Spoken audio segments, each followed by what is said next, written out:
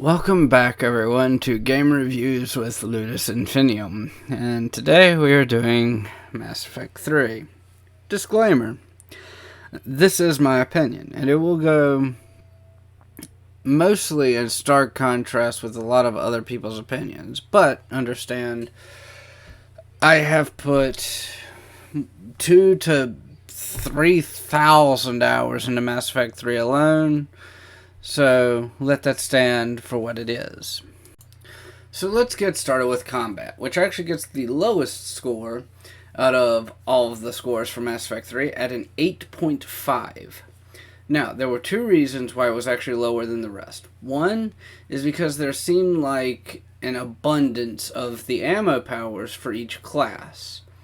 I would have liked to have seen maybe taking one ammo power off of each class and adding in another either class unique ability, or in the case of like the Adept, the Vanguard, and the Sentinel, which are all forms of biotics, maybe another shared biotic power or a special one just for that class, whatever, just something special for them instead of just another ammo power. And then my other problem was the bonus powers feel like they either break the game. For instance, I actually, ironically, used a bonus power that was also an ammo power, which was the anti-armor rounds, because that, in addition with the Claymore and the, the strongest assault rifle that I could find, and the strongest shotgun I could find, again being the Claymore, with armor penetration mods on them with the anti-armor rounds, which also add in more armor penetration, make it to where I could shoot through most scenery and be able to hit the enemy behind it. So let's go over why I gave the combat an 8.5, why it is so high. So I believe the combat system is similar to 2, but both of them are much better than 1. And then, so comparing it both to 1 and 2 by itself, it's flat better than 1, and there are more options for weapons and abilities than there were in 2. I think that there are better weapon combination choices for the specific classes, because now you can go through each class and use different weapons. I did somewhat like the restriction in 2 where certain classes could only use certain weapons, but I do believe it was too limited. And on that same note, I believe there are more varied powers, and the classes themselves are more varied. The Vanguard in 3 may be similar to playing the Vanguard in 2 in the fact that you have the Biotic Charge ability, but they also add in the Nova ability, which is the ground pound ability that I really like. But here's where this is really important to me. All the classes in Mass Effect 1 are very similar, especially once you get the bonus powers, and for my case, especially once you unlock the Assault Rifle bonus power. That said, in 2, they started pushing away where each class was definitely more unique. But in 3, they really perfected the uniqueness of each class. So, it's kind of expanding upon it to make it realistically giving each class its own individuality. For the story, I give it a 9 out of 10. And this is definitely more generous than most people who have played this game. And I'm going to go ahead and address the elephant in the room because it is the only negative comment I could think of as far as the story. The ending. The ending is definitely subpar. But, unlike most people, I do not think the ending ruins the game. For those of you who don't know, I do a podcast with my good friend Asmogan every Thursday called Geekus Theoreticus. Catch us at 12 p.m. Eastern Standard Time. Thank you for the plug. So I bring up an interesting point that I thought about a lot in the past few weeks. A lot of people complain about the ending for Mass Effect 3. One of the most well-known and beloved series in all video games is the Final Fantasy series. And I bring up an interesting point where Final Fantasy VIII in itself does not face as much criticism as Mass Effect 3, and it probably has the weakest story out of all of them. Now, this also goes into having to do not a lot of mental gymnastics, but it has to be able to accept the story is either one of two things.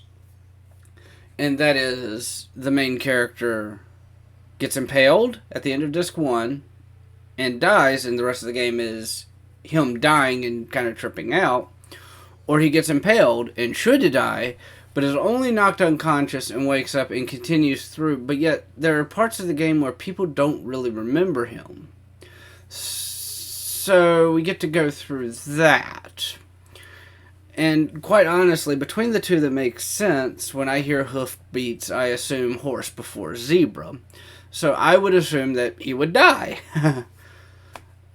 And, I mean, this is the back 60 to 75% of the game here for Final Fantasy VIII. And yet no one bats an eyelash because JRPG, weird stories, whatever.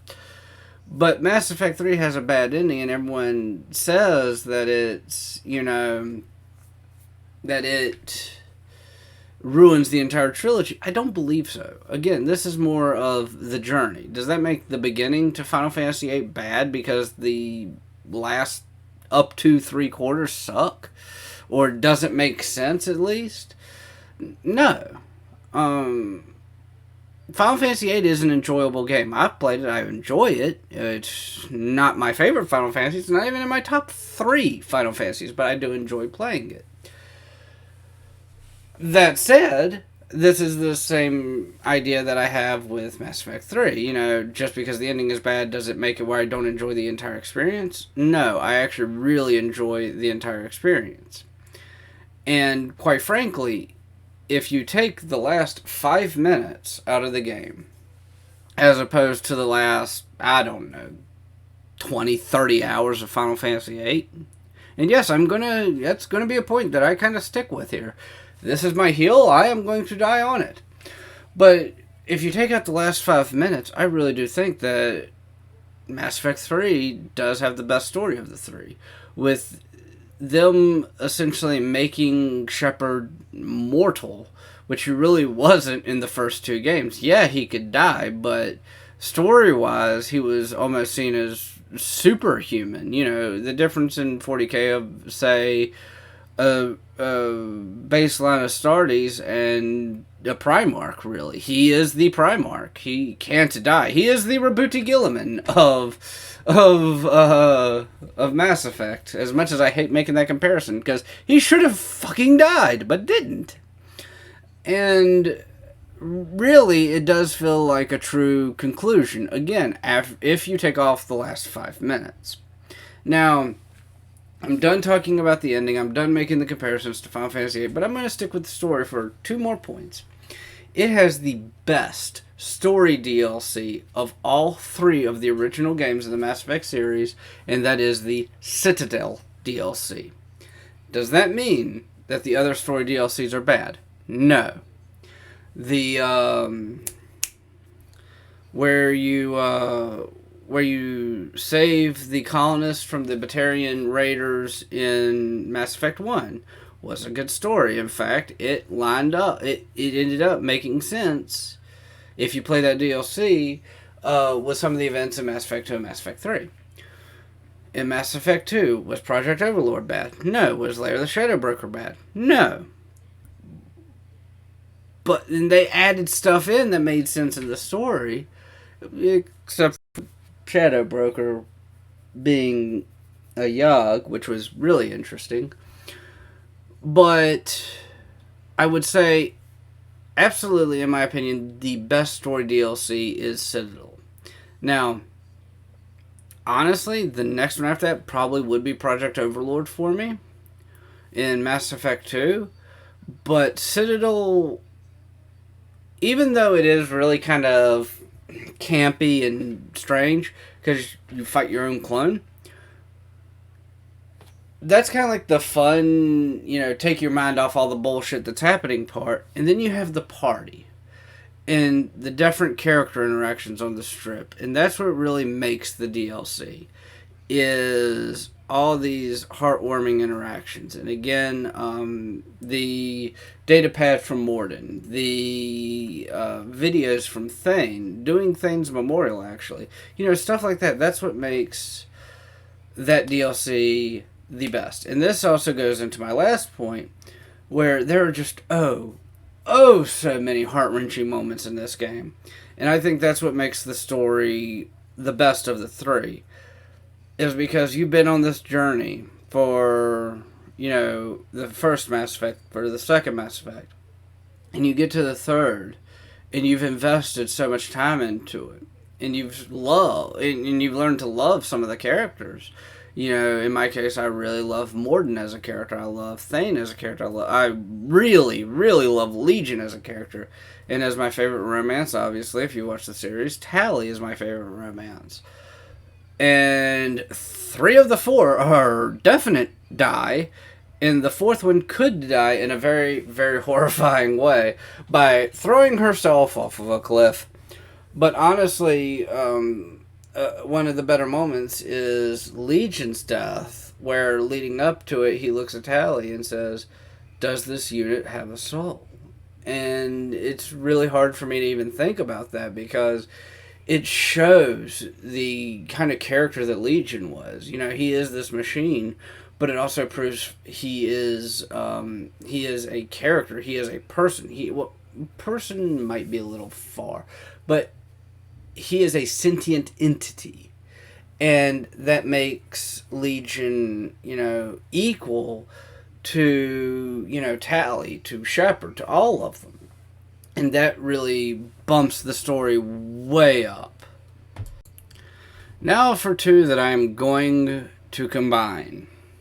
The dialogue and side characters. And I'm going to combine them for 2 reasons. One, because they are both setting at a perfect 10 out of 10 for me. There are few reasons. I had reasons for giving them both pros. I could give neither one of them cons. And the story section took a hell of a lot longer than I thought it would. So, for the dialogue, there are many instances of tear-jerking dialogue or just outright laughter from dialogue alone. And there are very few games that can manage that. And I brought this up in my Final Fantasy VII review. Final Fantasy VII did a good job of being a game without spoken dialogue. It had the soundtrack for it. Mass Effect 3 has the soundtrack for it, but it also has the spoken dialogue to back it up. And I can't think of any instance where the dialogue let me down, or it just didn't live up to what I expected it to be. That said, with the side characters, I'm also going to rehash another point. The cast of the characters bring the story to life. This goes back to the story. The reason the story is so amazingly good is because in 3, they do the best job of giving each character life. And, that being said, with the many character deaths that they do, again, Morden, Thane, Legion, if you look at the death of your human companion in Mass Effect 1 being either Kaidan Alenko or Ashley, you have to compare that to a death like Morden or Thane or Legion. All of them have a great sacrifice, yes, but I don't think there's any way anyone could make an argument that the death of the soldier in Mass Effect 1 could be like the death of any of the companions in Mass Effect 3. Or at least if there is, I would love to see the argument for it. I just personally do not see it. So for the overall gameplay average, it gets a 9.375 out of 10. And yes, I know that is really, really specific. So this is an amazing game that, even with the bad ending that it was given, still stands up to the test of time for me. This is a true example of the end of the journey may be lackluster, but the journey itself is the prize. You could look for a pot of gold and find out that the pot is empty, but the journey there, the companions you meet along the way, the adventures you have make it just so worth it. And also, as far as replayability, I've already put in way too many hours into all three of the games. If I totaled it up, it's probably over 10 to 15,000 hours at this point across all three. And I'm probably going to put in very many more into it. I'm going to be honest. I just love these games. I love playing through them. The only one that's honestly hard for me to get through is 2.